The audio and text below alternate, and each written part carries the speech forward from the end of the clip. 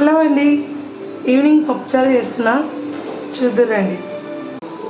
పప్పుచారు కోసమని వెజిటేబుల్స్ అన్నీ రెడీగా పట్టేసుకున్నా. టమాటో అండ్ సొరకాయ, క్యారెట్, మునక్కాయ, ఆనియన్, దొండకాయ. బెండకాయ లేదు, ఉన్న దాంతోనే పప్పుచారు చేస్తా. వెజిటేబుల్స్ అన్నీ ఉడకబెట్టడానికి స్టవ్ మీద ఒక బాండీలో వాటర్ తీసుకున్నా.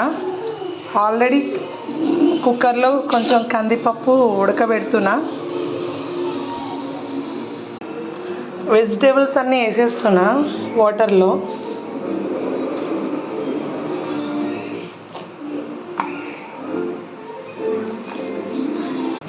ఇక్కడ పప్పు ఉడికిపోయినట్టున్నది.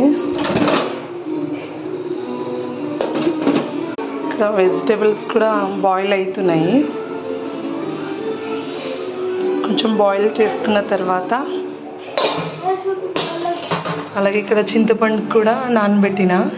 ఇక్కడ కొంచెం అల్లం ముక్క కూడా కచ్చపచ్చ చితక్కొట్టిన. ఇక్కడ పప్పు కూడా పప్పు గుత్తుతో మెత్తగా మెదిపిన. ఇక్కడ వెజిటేబుల్స్ బాయిల్ అయిపోయినాయి 50%.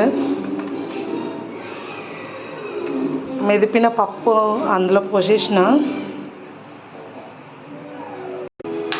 దాన్ని ఇప్పుడు బాగా కలుపుకుంటున్నా. పప్పుచారులో కొంచెం పసుపు వేస్తున్నా, అలానే కొంచెం కారం. మేము కొంచెం కారం తక్కువే తింటాం, అందుకే నేను తక్కువే వేస్తా. అలానే టేస్ట్కి తగ్గట్టు సాల్ట్. సాంబార్ ఫినిష్ అయిపోయిందండి.